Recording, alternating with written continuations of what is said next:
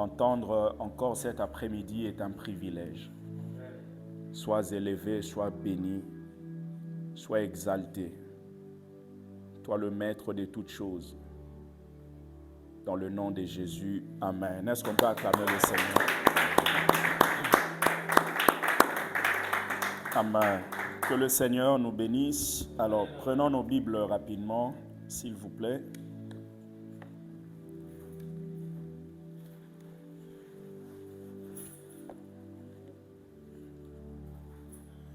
Alors, nous allons lire plusieurs textes.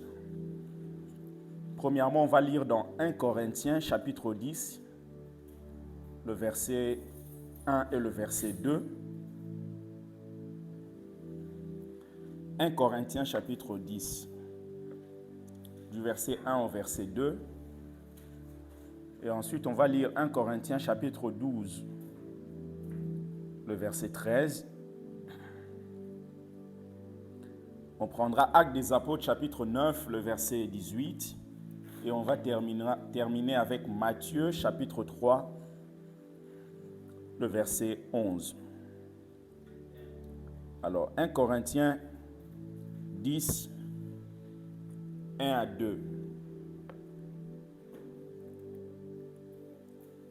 La Bible dit, frères, je ne veux pas que vous ignoriez que nos pères ont tous été sous la nuée, qu'ils ont tous passé au travers de la mer, qu'ils ont tous été baptisés en Moïse, dans la nuée et dans la mer. Prenons 1 Corinthiens 12, le verset 13.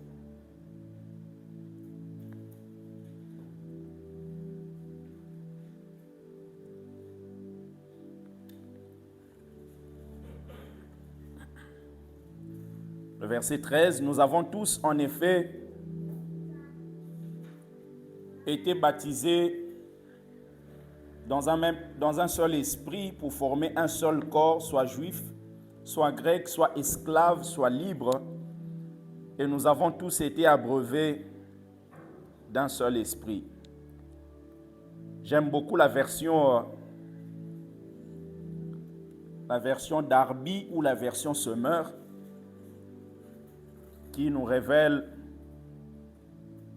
la profondeur de ce qui doit être compris. Version Darby dit, car aussi nous avons tous été baptisés d'un seul esprit pour être un seul corps, soit juif, soit grec, soit esclave, soit homme libre, et nous avons tous été abreuvés pour l'unité d'un seul esprit. La version Semeur dit en effet, nous avons tous été baptisés par un seul et même esprit pour former un seul corps.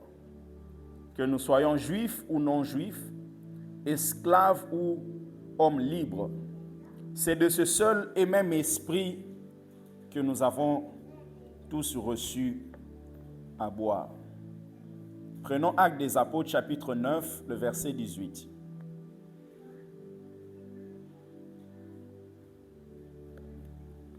Actes des Apôtres, chapitre 9, le verset 18.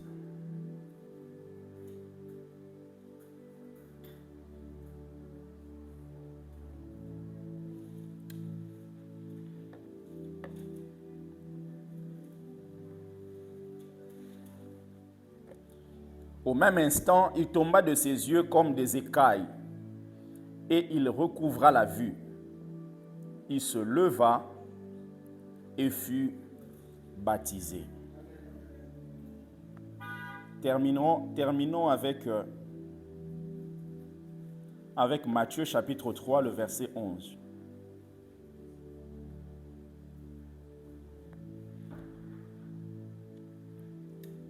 Matthieu chapitre 3, le verset 11. Moi, je vous baptise d'eau. Ça, c'est Jean-Baptiste qui parle. Pour vous amener à la repentance. Mais celui qui vient après moi est plus puissant que moi, et je ne suis pas digne de porter ses souliers.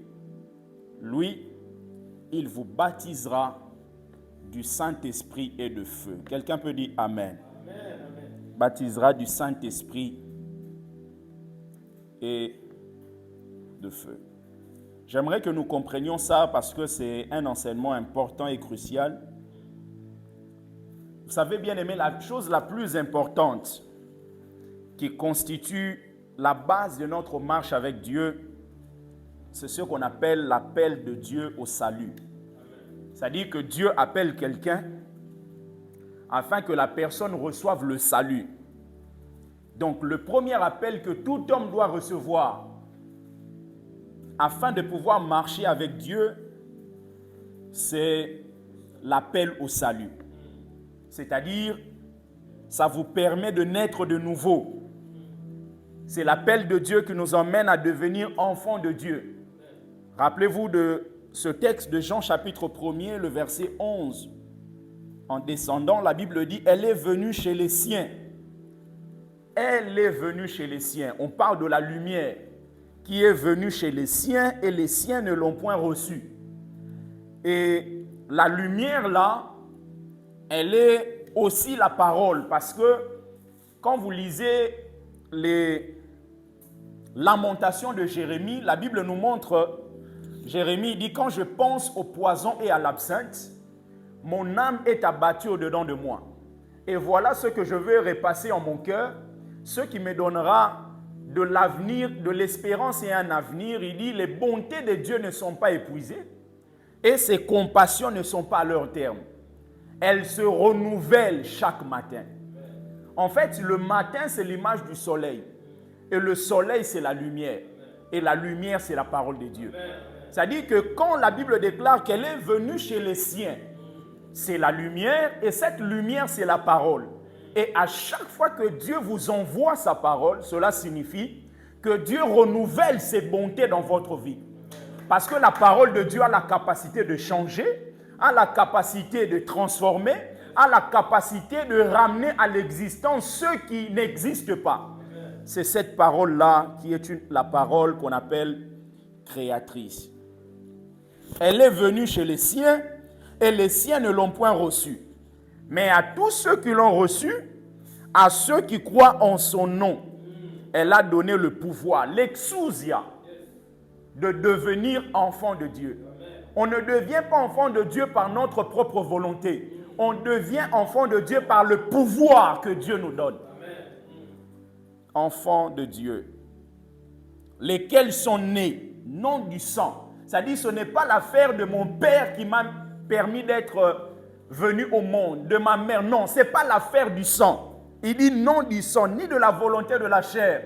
Ce n'est pas la volonté d'un sentiment particulier, de quelqu'un qui se dit non, moi, mon sentiment me dit que celui-là doit devenir enfant de Dieu. Non, c'est la volonté de Dieu. Ce n'est pas la volonté d'un homme, mais la volonté de Dieu. Il dit non du sang, ni de la volonté de la chair, ni de la volonté de l'homme, mais de Dieu. Donc la première des choses, je vais nous parler de 3 types de baptême. Et dans ces 3 types de baptême, vous pouvez noter le premier type, c'est le baptême par le Saint-Esprit dans le corps du Christ. C'est le baptême par le Saint-Esprit dans le corps du Christ. Le baptême par le Saint-Esprit, les mots ont une très grande importance, par le Saint-Esprit dans le corps du Christ. On fera la différence tout à l'heure entre le baptême par le Saint-Esprit qui vous emmène à être introduit dans le corps du Christ et le baptême de Jésus dans le Saint-Esprit. En fait, il y a une différence entre le baptême par le Saint-Esprit vous permettant d'être introduit dans le corps du Christ.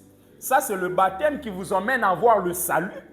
Parce que quand vous avez le salut, cela signifie que vous avez quitté un territoire et maintenant vous appartenez à un autre territoire. Rappelez-vous ce que Jésus est en train de dire à ses disciples concernant la Pâque. Il dit, vous devez préparer la Pâque. Mais vous n'allez pas préparer la Pâque n'importe où. Il dit, lorsque vous allez entrer dans la ville, vous verrez un homme qui porte une cruche d'eau. Lorsque vous allez le voir, suivez-le. Là où il va entrer, c'est là-bas que vous allez préparer la Pâque. En fait, il y a plusieurs questions qu'on peut se poser. Comment se fait-il que Jésus dise aux disciples quand vous allez entrer, pourquoi pas avant? Parce qu'il y a certaines choses qu'on ne peut pas vivre aussi longtemps que nous ne faisons pas partie du royaume. Il dit, lorsque vous allez entrer dans la ville, c'est l'image d'un territoire. Or, lorsqu'on reçoit Jésus, nous quittons les territoires sataniques pour appartenir au territoire de Dieu, le royaume de Dieu. Donc il dit, aussi longtemps que vous n'êtes pas dans le royaume, vous ne pourrez pas expérimenter l'homme qui porte la cruche. En fait, celui qui porte la cruche, c'est l'image du Saint-Esprit. Et la cruche qu'il porte, ce sont des différents dons que le Saint-Esprit apporte. Donc si nous voulons expérimenter les charismes que le Saint-Esprit donne, nous devons être membres du royaume. Donc le premier baptême, c'est le baptême par le Saint-Esprit qui vous introduit dans le corps du Christ. Et il dit, vous verrez un homme qui porte une cruche. Mais Jésus. Donc le signe que tu nous donnes pour savoir là où nous devons aller préparer la Pâque, c'est de voir un homme qui porte une cruche. Mais s'il y en a 10 000, s'il y en a 20 000, en fait Jésus utilise la culture des hommes afin de pouvoir introduire des révélations bibliques, des révélations spirituelles. En fait, en ce temps-là, la particularité, c'était de voir une femme porter une cruche. Les hommes ne portaient pas de cruche. C'est la raison pour laquelle, lorsque vous voyez quelqu'un qui porte une cruche, vous ne pouvez pas dire que c'est anodin. Il y a forcément une signification derrière. C'est comme aujourd'hui, par exemple, les femmes portent des talons de 15 cm. Ce n'est pas tous les jours que tu vas sortir voir un homme avec un talon de 15 cm. Donc, si Jésus veut utiliser cette image, il dira, quand tu verras en sortant d'ici, un homme qui porte une robe avec des talons de 15 cm, suis-le. Là où il va entrer, c'est là-bas que je veux que tu passes ta retraite dans la prière.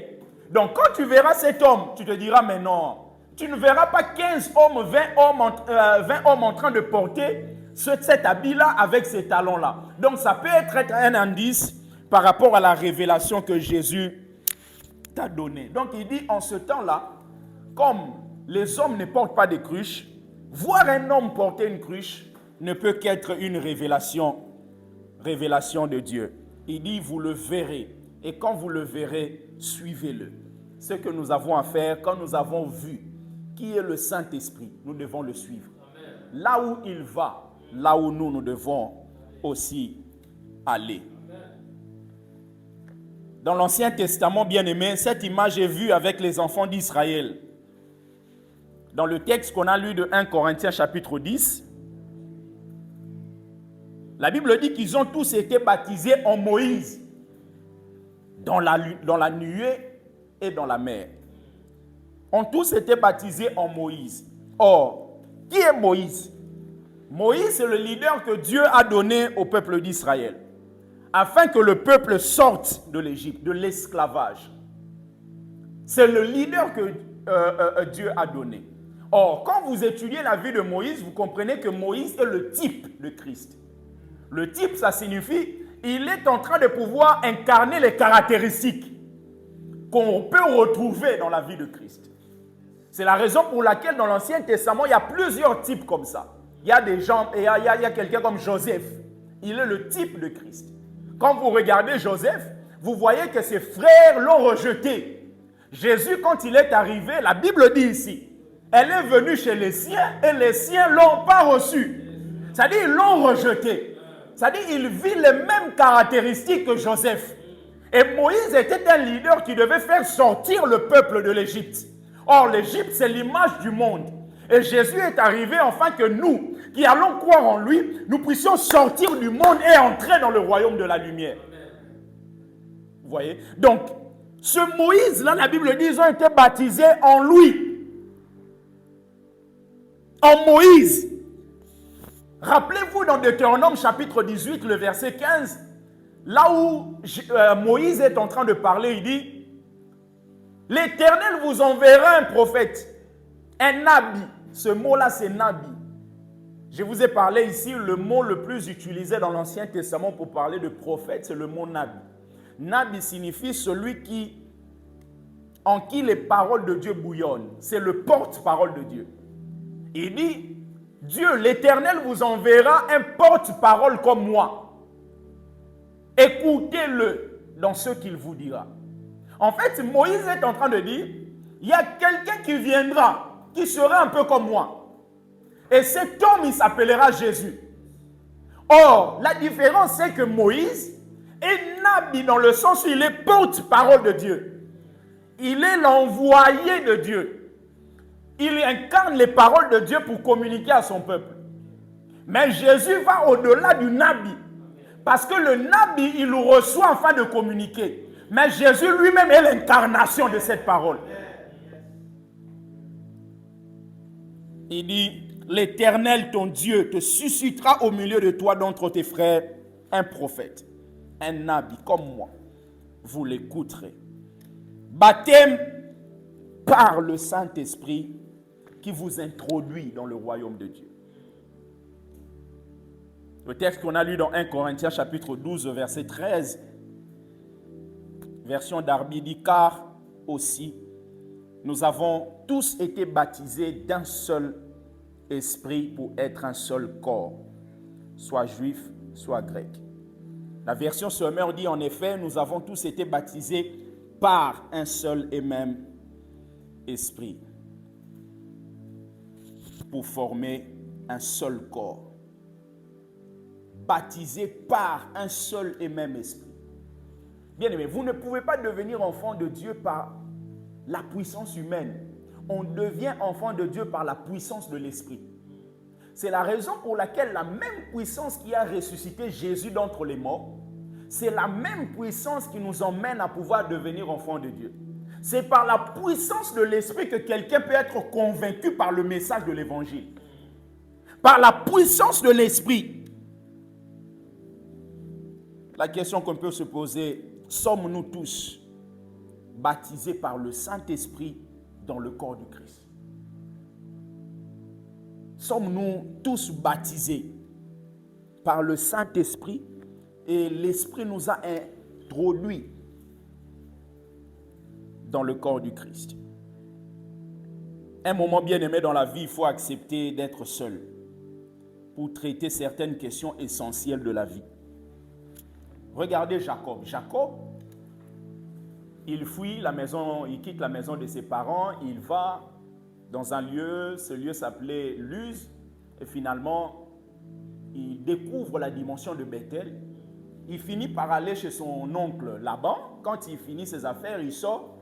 Et la Bible déclare en sortant avec toute sa famille, un moment, Jacob arrive dans un lieu, la Bible déclare que Jacob était seul, demeura seul.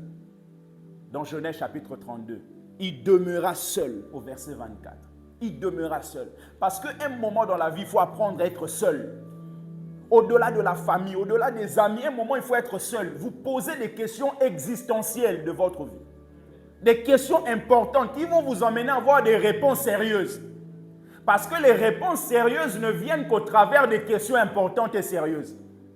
Quand quelqu'un vous pose des questions bêtes, vous avez l'impression que même la réponse que vous allez donner sera bizarre. Mais des questions sérieuses reçoivent aussi des réponses sérieuses. Jacob demeura seul. Et pendant qu'il était seul, la Bible déclare qu'un homme a lutté avec Jacob. Ce n'est pas Jacob qui a lutté avec cet homme, mais c'est cet homme qui a lutté avec Jacob. Et en luttant avec Jacob, le verbe lutter, ça signifie il cherchait à mettre Jacob à terre. Il cherchait à le soumettre. Mais le problème, c'est que Jacob était tellement fort qu'on n'arrivait pas à le soumettre. Quelquefois, la force naturelle nous empêche de vivre la dimension spirituelle. Parce que Jacob, c'est la dimension naturelle. Il faut que ce Jacob soit changé en Israël. Et Israël, c'est la dimension spirituelle. Or, avant d'arriver à la dimension spirituelle, il faut que quelque chose soit brisé en vous. C'est pour cela, toute la nuit, Jacob a résisté. Lutter, on voulait le mettre à terre. Le but, c'était de le priver, bien-aimé, de sa force naturelle. N'arrivait pas à le vaincre. Jacob était fort. C'était difficile, bien-aimé, de le faire soumettre. Difficile de le vider de sa force. Difficile. Difficile de le clouer à terre. Difficile. Ce que j'aime, c'est que Jacob, il pouvait fuir, mais il n'a pas fui. Jacob était là. Jacob était présent. Il y a des événements qui arrivent, tu as l'impression que c'est mystérieux, mais ne fuis pas. Il y a des rêves qui viendront, tu as l'impression que c'est un cauchemar, ne fuis pas. Parce que c'est dans ça que tu atteindras la dimension spirituelle. Il y a des défis qui viennent. Souvent, on a juste envie de fuir. Un défi qui vient, on a l'impression que ça nous dépasse. Parce que les défis qui emmènent quelqu'un à pouvoir entrer dans sa destinée donnent toujours l'impression d'être beaucoup plus fort que vous. David, dans la dimension naturelle, il ne peut pas affronter Goliath. Vous ne pouvez pas. Surtout si vous êtes peureux. Bien aimé, quand vous parlez seulement de Goliath, vous entendez seulement le mot Goliath, vous fuyez. Mais c'est au travers de ces défis que vous allez quitter la dimension naturelle et atteindre la dimension spirituelle. Jacob était là. Et à un moment, Jacob, il a saisi cet homme. Et cet homme a compris que Jacob, on doit briser sa hanche, qui était l'image de sa force. On a brisé sa hanche. Et cet homme était là, Jacob le tenait. Pourquoi? Jacob voulait la bénédiction. Quelquefois, nous voulons la bénédiction alors que ce qui préoccupe Dieu, c'est d'abord notre caractère. Jacob le tient, dit, bénis-moi. Dit non. Je ne peux pas te bénir aussi longtemps que ton nom est toujours Jacob. Il faut que tu quittes la dimension naturelle, atteindre la dimension spirituelle, afin de pouvoir jouir des bénédictions. Il a changé le nom de Jacob en Israël. Et à la fin, la Bible dit, il le bénit. Nous voulons la bénédiction. Nous devons comprendre que Dieu se préoccupe plus de notre caractère que de nos avoirs. Il se préoccupe plus de ça. Quelquefois, on a l'impression que c'est ce qui compte le plus. Mais c'est le caractère qui compte le plus. Saül, ou Saul, qui est devenu Paul, sur le chemin de Damas, dans Actes chapitre 9, du verset 3 au verset 6, la Bible dit, comme il était en chemin et qu'il approchait de Damas, tout à coup une lumière venant du ciel resplendit autour de lui. Il tomba par terre et il entendit une voix qui lui disait, Saul, Saul, pourquoi me persécutes-tu? Il répondit, qui es-tu, Seigneur? Et le Seigneur dit, je suis Jésus que tu persécutes. Il te serait dur de rinjamber contre les aiguillons. Quand vous lisez ça, ça vous fait penser à quoi? Qui a compris cette phrase-là? Il te serait dur de rinjamber contre les aiguillons. Actes chapitre 9, le verset 5. Qui es-tu, Seigneur? Vas-y.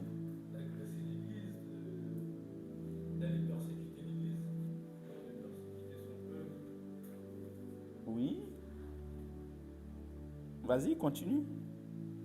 Parce qu'il portait pas en contre de la volonté de Dieu, il faisait sa volonté. Oui. Il persécutait l'Église alors que l'Église était là pour pouvoir accomplir la mission de l'Éternel. Oui. Et Dieu voulait le briser comme vous avez montré qu'il faut briser notre caractère pour pouvoir atteindre la destinée de Dieu. Paul avait le caractère humain qui lui était destiné à pouvoir faire du mal au peuple chrétien et Dieu voulait changer son caractère Ok. en le brisant. Ok. Non, intéressant. Quelqu'un d'autre? Il te serait dur de rinjamber contre les aiguillons. Ça signifie quoi, oui? Oui, bah justement, c'est ça que je demande. C'est ce que je demande. Ça veut dire quoi?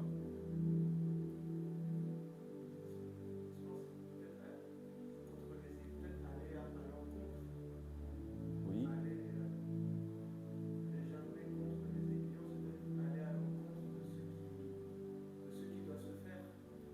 Non, très bien. Oui. Il y a une certaine force qui doit être manifestée. En fait, il prend une image. Il dit, Saul, pourquoi me persécutes-tu? Il dit, mais qui es-tu, Seigneur? Il dit, c'est moi, Jésus, que tu persécutes. Et ensuite, il dit, il te serait dur de réjamber contre les aiguillons.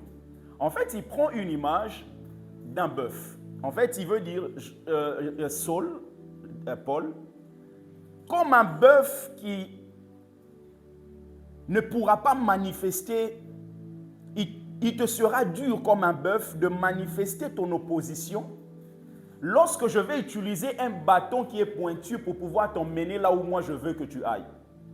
Regardez bien, il dit, il te serait dur de réjamber contre les aiguillons. Il ne dit pas, il te serait impossible. Pourquoi? Parce que Dieu respecte une qualité ou une richesse qu'il a déposée en chacun de nous qu'on appelle la liberté. Malgré le fait qu'il se manifeste sur le chemin de Damas pour rencontrer Saul, il sait que Saul a une certaine liberté. Et Dieu ne veut pas aller à l'encontre de cette liberté. Il veut lui dire, la puissance est nécessaire. La puissance est palpable. Afin de t'emmener à vivre la conversion. Il te serait dur, mais pas impossible. C'est-à-dire qu'à un moment, il faudrait que toi-même, tu puisses ouvrir le cœur en disant, Seigneur, me voici, emmène-moi là où toi tu veux. C'est la raison pour laquelle, tout juste après, Saul va dire, que veux-tu que je fasse? Que veux-tu que je fasse? C'est-à-dire, je suis disponible. Je me suis livré à toi. Je m'attends à toi. Je veux recevoir les instructions qui viennent de toi.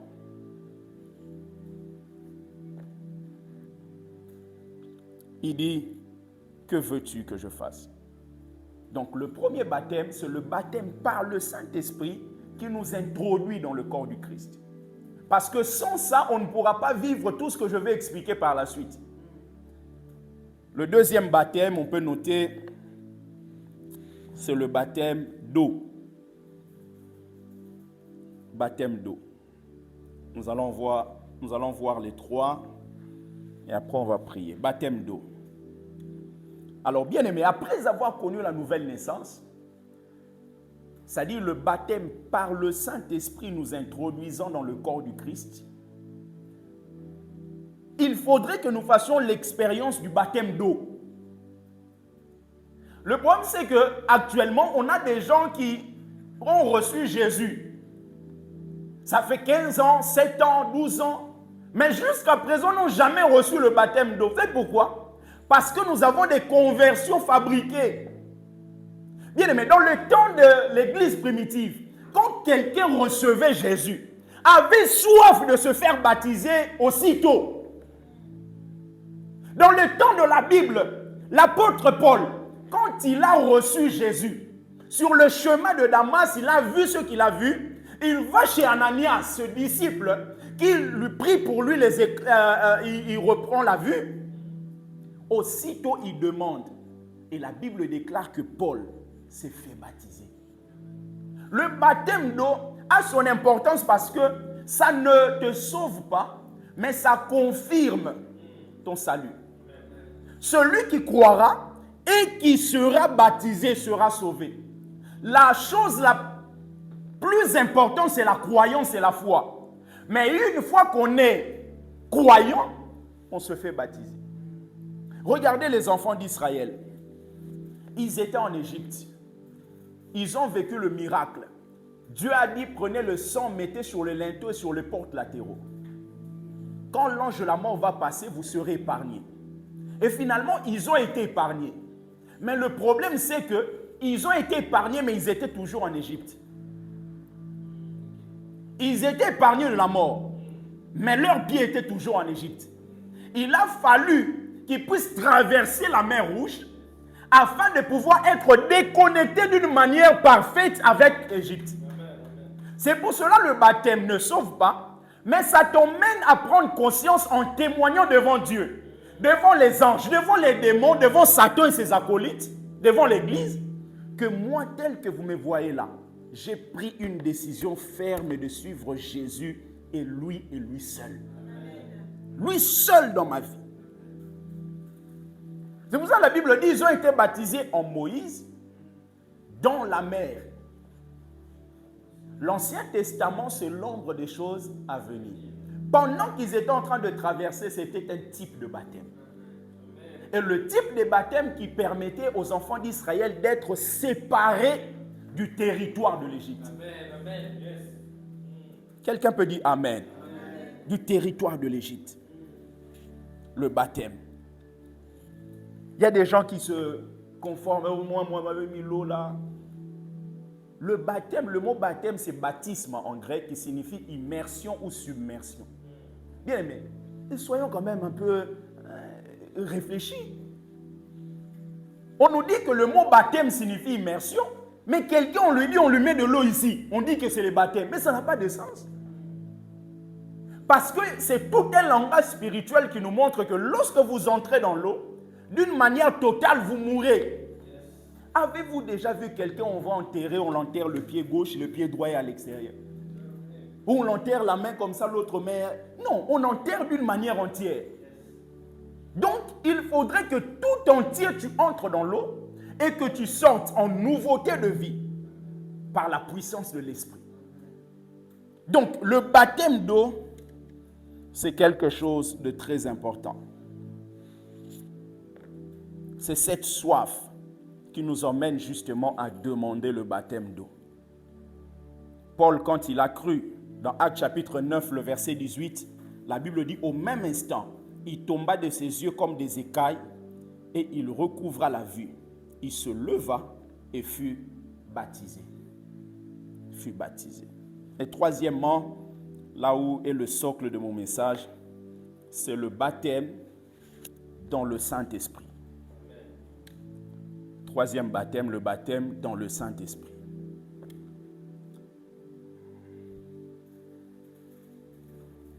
On a vu le baptême par le Saint-Esprit, nous introduisons dans le corps du Christ. On a vu le baptême d'eau. Maintenant, on va voir le baptême par Jésus, mais dans le Saint-Esprit. Dans 1 Corinthiens chapitre 10, le verset 2 qu'on a lu, là, il dit, ils ont tous été baptisés en Moïse dans la nuée et dans la mer. On a vu qu'en Moïse, c'est l'image de Jésus parce que c'est le type de Jésus. On a vu que dans la mer, c'est l'image du baptême d'eau. Et dans la nuée, c'est l'image du Saint-Esprit. C'est la raison pour laquelle en Israël, la Bible déclare qu'ils étaient conduits le jour par la colonne de nuée et la nuit par la colonne de feu. C'est-à-dire que la colonne, c'est l'image du Saint-Esprit qui nous conduit actuellement en tant qu'enfants de Dieu. Et maintenant ici, la Bible déclare dans Matthieu chapitre 3, le verset 11 qu'on a lu, Jean-Baptiste, il dit, « Moi, je vous baptise d'eau, afin de pouvoir vous emmener à la repentance, mais celui qui vient après moi est plus puissant que moi. Il dit, je ne suis pas digne de porter ses souliers. Lui, il vous baptisera du Saint-Esprit et de feu. » Si on a le premier baptême par le Saint-Esprit, nous introduisons dans le corps du Christ. Le deuxième baptême, le baptême d'eau, nous permettant d'être séparés d'une manière effective avec l'Égypte. On a le troisième baptême ici, il dit, c'est Jésus qui vous baptisera du Saint-Esprit et du feu. Donc c'est le baptême de Jésus dans le Saint-Esprit. Et ça là, c'est l'expérience que beaucoup n'ont pas connue. On peut connaître le baptême par le Saint-Esprit, nous introduisons dans le corps du Christ, et recevoir le baptême d'eau, mais ne pas recevoir le baptême de Jésus dans le Saint-Esprit. C'est la raison pour laquelle, quand vous lisez un texte, prenez avec moi, c'est tellement important, Actes chapitre 19. Nous allons prendre 2-3 exemples et après on va aller pour clôturer. Actes chapitre 19, du verset 1 au verset 6.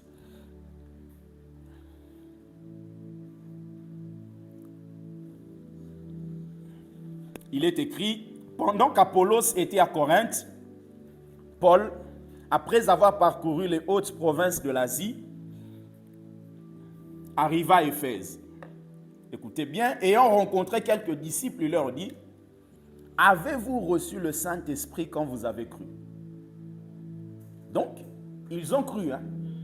Avez-vous reçu le Saint-Esprit quand vous avez cru? Ils ont cru. Donc, en croyant, ça vous permet de naître de nouveau. Maintenant, ici, il dit, mais avez-vous reçu le Saint-Esprit? Parce que le Saint-Esprit dont il parle, ce n'est pas l'Esprit qui vous permet d'être baptisé dans le corps du Christ.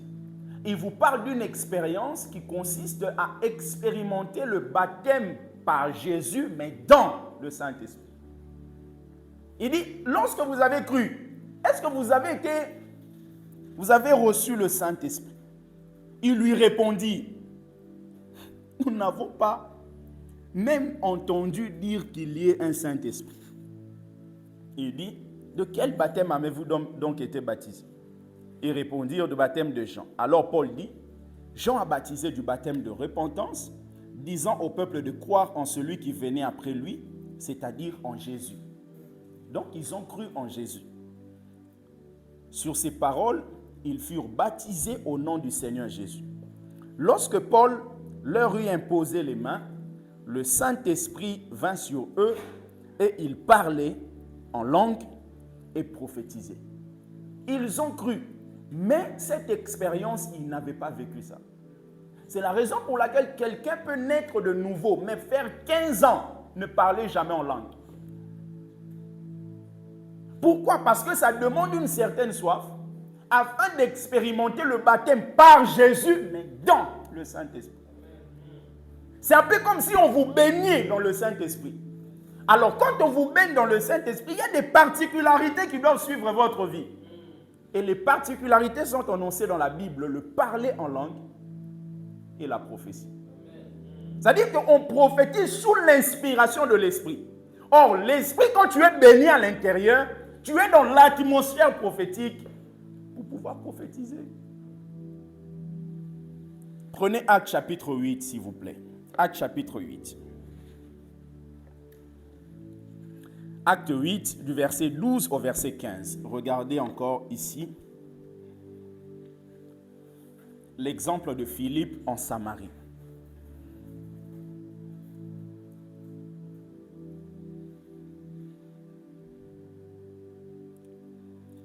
Mais quand ils eurent cru à Philippe, qui leur annonçait la bonne nouvelle du royaume de Dieu et du nom de Jésus-Christ, hommes et femmes se firent baptiser.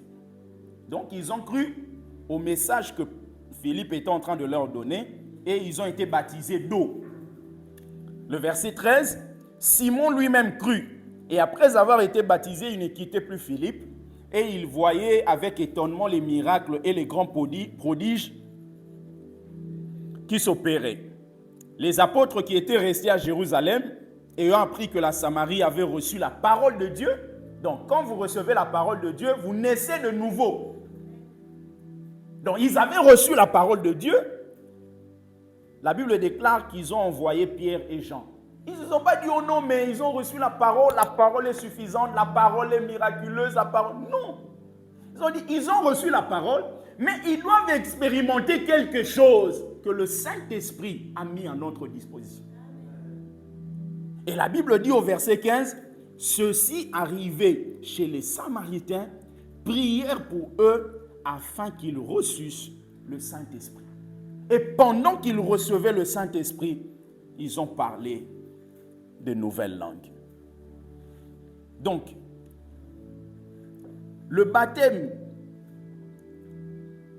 par le Saint-Esprit, nous introduisons dans le corps du Christ, vous permet d'être nés de nouveau tel que nous sommes ici. En acceptant Christ au fond de nos cœurs, en le recevant comme Sauveur et Seigneur, nous sommes membres effectifs du royaume de Dieu. Maintenant, une fois que nous avons reçu ça, nous devons être baptisés d'eau. Si ce n'est pas fait, si c'est déjà fait, c'est très bien. Et maintenant, une fois qu'on a été baptisé d'eau, il faudrait qu'on expérimente le baptême de Jésus. Parce que Jean-Baptiste, il dit, moi je ne suis pas digne. Celui qui viendra, c'est lui qui vous baptisera du Saint-Esprit et du feu. Donc c'est le baptême de Jésus, mais dans le Saint-Esprit. Regardez cet homme qu'on appelle Abraham. C'est là-bas que je vais terminer. Il s'appelait avant Abraham. Dieu vient voir Abraham. Abraham, il lui dit, mais quitte la maison de ton père. Va là où moi, Dieu, je te montrerai. Abraham devait quitter un héritage pour arriver à expérimenter un autre héritage. Quelquefois dans la vie, bien aimée, Dieu vous emmènera à quitter certains héritages. Il y a certaines choses que nous tenons entre nos mains comme des héritages, mais ce sont des choses qui ne comptent pas au devant de Dieu. C'est pour cela que quelquefois il nous emmènera à les quitter, parce que lui, il a des choses précieuses à nous communiquer. Il dit, quitte la maison de ton père. Pourquoi? Josué chapitre 22, le père d'Abraham était un idolâtre. Donc le père d'Abraham servait des faux dieux. Et maintenant Dieu voulait qu'Abraham quitte ce territoire. Vous savez, quelquefois Dieu vous emmènera à quitter un territoire parce qu'il sait que ce territoire commence à devenir nuisible pour votre foi. Il y a des puissances sataniques qui font que, des fois quand tu pries, tu as une certaine lourdeur. Il y a des gens comme ça qui vivent chez des gens. Ils étaient spirituels à Kinshasa. Une fois arrivés ici, atteignant dans une maison d'un monsieur, d'un couple qui est dans la franc-maçonnerie, vous avez l'impression que la sœur, sa vie de prière a été étouffée. Pourquoi? Parce que le lieu, l'environnement n'est pas propice. Il y a des environnements qui déclenchent même l'atmosphère prophétique. C'est pour cela qu'il y a des lieux, quand vous allez, vous avez l'impression que Dieu est au maximum. Mais il y a d'autres lieux où vous avez l'impression que Dieu s'est manifesté seulement à 50%. On l'a vu avec Jésus. Dans la vie, lui, il a grandi Nazareth. La Bible déclare qu'il est arrivé, il n'a pas fait grand-chose. Pourquoi? Parce que le territoire et les gens qui étaient dans le territoire ne manifestaient pas une certaine atmosphère pour permettre à Jésus d'opérer des miracles et des prodiges. Abraham, il s'appelait Abraham. Dieu lui dit quitte. Il quitte. Il va où? Dieu dit là où je te montrerai. Cet homme, Abraham signifie père élevé. Dieu voulait qu'Abraham devienne Abraham. Or, cet homme qui est dans l'Ancien Testament, on l'appelle le père de notre foi. Pourquoi? Parce que la première personne qui a cru et que ça a été démontré dans la Bible d'une manière claire, c'est Abraham. Abraham est le père dans la foi parce qu'il est le commencement du projet de la rédemption. Avant qu'Abraham soit je fus, il prend Abraham comme une référence. Maintenant, cet homme, le problème c'est qu'il était père élevé. Et Dieu ne voulait pas qu'il soit seulement élevé. Vous savez que vous pouvez être élevé mais ne pas avoir d'enfant. Dieu sait, le vrai impact ne vient pas seulement lorsque toi tu as de l'impact. Le vrai impact vient lorsque au-delà de toi, ta descendance peut manifester le même impact. C'est pour ça la plus grande richesse que Dieu nous a donnée, c'est son Fils. Il dit, s'il nous a donné le Fils, qu'est-ce qu'il va nous refuser ailleurs? Comment est-ce qu'il ne vous donnera pas le Saint-Esprit s'il vous a déjà donné l'Esprit? S'il vous a déjà donné le Fils? Donc, il était le Père élevé, mais Dieu voulait qu'il soit le Père d'une multitude.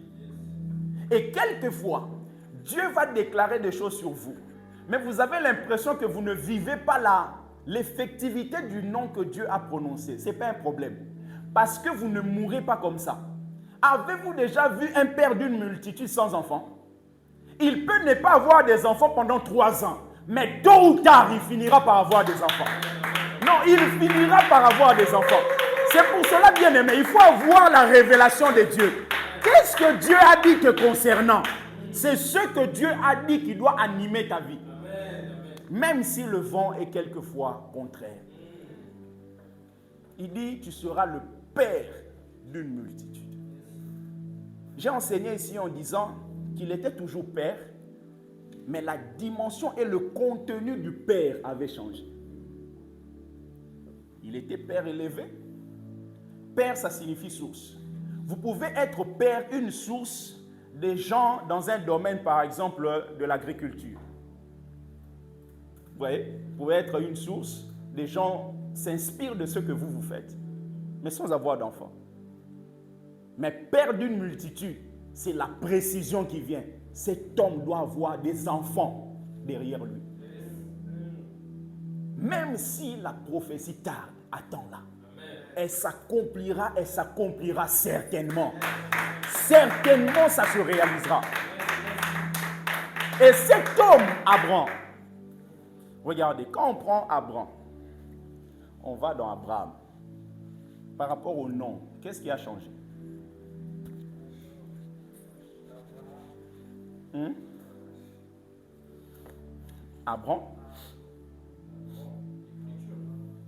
Abraham. Qu'est-ce qui a changé?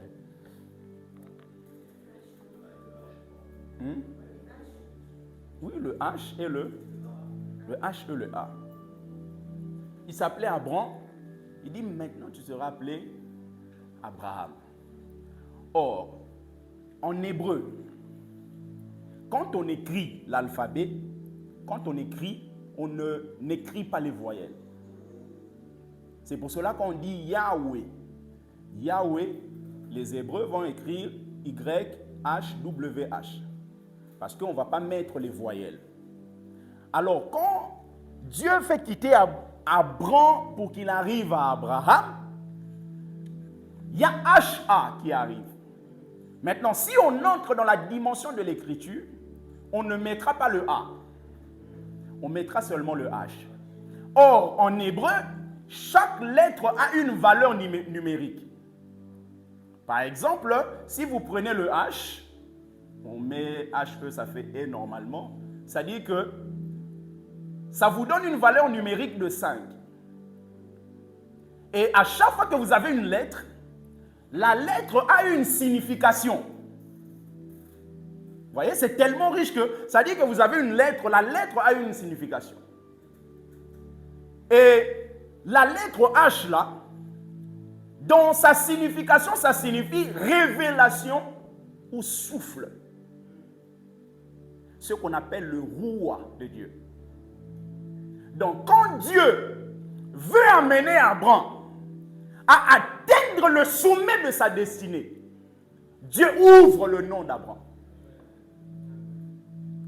Il ouvre le nom d'Abraham pour introduire le H, qui a la valeur numérique de 5, qui signifie révélation ou souffle.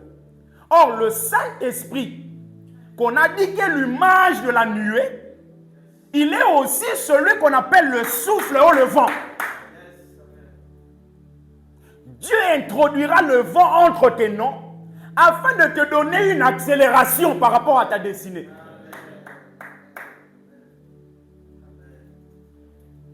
Dieu a ouvert ce nom. Tu es le Père élevé. Mais je vais te donner une accélération au niveau de la progéniture. Le souffle vient dans la vie d'Abraham. C'est bien aimé, quand le souffle, l'esprit, vient dans ta vie, ça t'emmène à opérer au-delà de tes capacités naturelles. Quand le souffle vient, le souffle t'emmènera à prier, mais d'une manière, mais toi-même tu vas te dire, mais comment se fait-il que j'ai prié pendant 1 heure, je ne suis pas fatigué? Parce que le souffle a été introduit dans ton moment de prière. Le souffle. Abraham, tu ne seras plus Abraham, tu seras Abraham. Celui qui va être le pionnier dans la dimension de quelqu'un qui est rempli par l'Esprit de Dieu. C'est pour cela qu'il n'est pas père dans la foi par hasard. Parce que la vie de foi, c'est la vie de l'Esprit. Or, il ne peut pas être père et que l'Esprit soit en dehors de sa vie. Non. C'est pour cela, dès le début, on a introduit le souffle. Et ce souffle, toi et moi, nous en avons besoin. Nous en avons besoin. Le souffle de Dieu. Le souffle et le vent. C'est pour cela que Jésus explique à Nicodème, il dit, celui qui est né de nouveau est comme le vent. Parce que quand vous êtes né de nouveau, vous êtes éligible afin de pouvoir être baptisé dans le Saint-Esprit. Vous êtes comme le vent. On ne peut pas vous arrêter comme ça. C'est pour cela, bien aimé, un homme spirituel, on ne peut pas l'arrêter. C'est lui-même qui peut s'arrêter. C'est lui-même qui peut s'arrêter. C'est lui-même.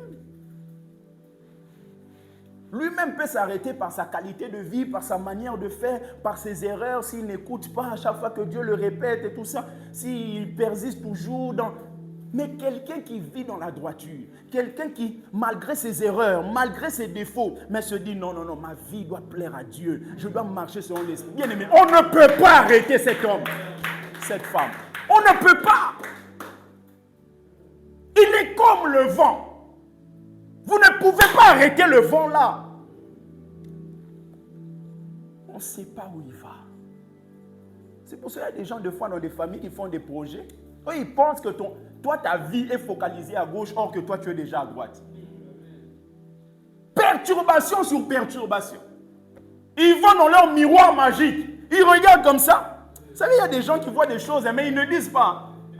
Ils ont leur miroir magique, ils font des choses pour te regarder, mais ils voient des serpents apparaître. Et on a d'autres même. Ils peuvent regarder comme ça, ils voient un homme.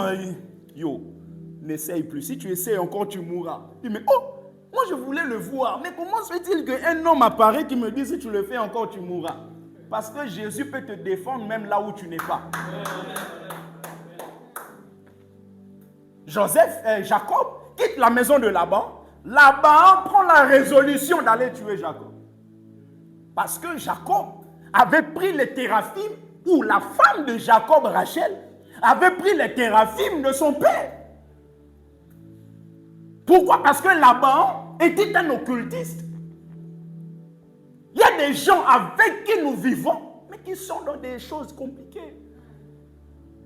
Il a résolu, il a dit non, je veux le faire du mal. Jacob n'était plus là.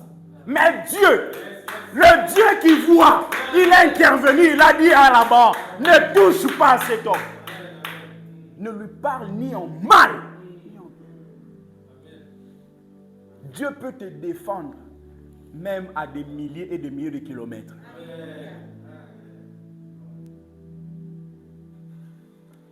Un jour, ils ont dit, essayons d'arrêter ces disciples qui perturbent la ville. Dieu a utilisé l'un d'eux, qu'on appelle Gamaliel. Il a dit, mais qu'est-ce que vous faites? Il a paru il y a quelques temps ici, Théodas et tout ça, qui faisaient leurs histoires. Ils sont morts avec tous ceux qui le suivaient. Ils étaient à peu près 400. C'est pour cela, depuis ce jour-là, quand vous lisez de tels textes, vous comprenez qu'il y a des gens qui peuvent être nombreux, mais où est-ce qu'ils vont? Qu'est-ce qu'ils entendent? Qu'est-ce qu'ils reçoivent? Qu'est-ce qu'ils reçoivent? Et ils étaient ici. Et Gamaliel lui dit, non, laissez ces gens. Si cette œuvre vient de Dieu, vous ne pouvez pas la détruire. Bien aimé, si ta vie est comme ta vie vient de Dieu, personne ne la détruira. Personne. Il dit, ne courez pas le risque de combattre Dieu. Ne courez pas le risque. Parce que appartenant à Dieu, vous devenez comme la prunelle des yeux de Dieu. Dieu nous donnera la victoire. Que Dieu vous bénisse. Acclamons le Seigneur.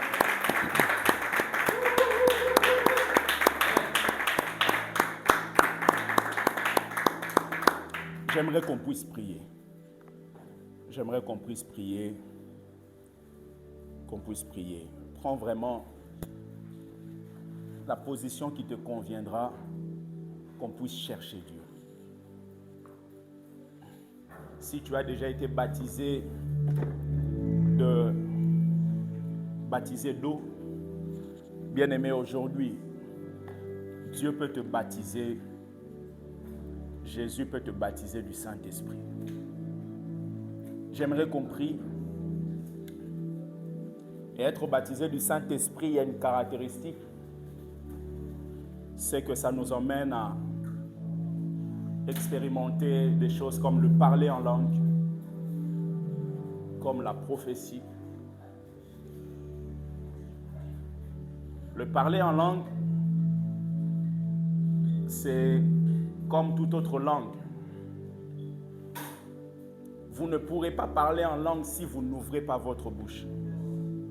C'est pour cela Dieu dit, ouvre ta bouche, je la remplirai.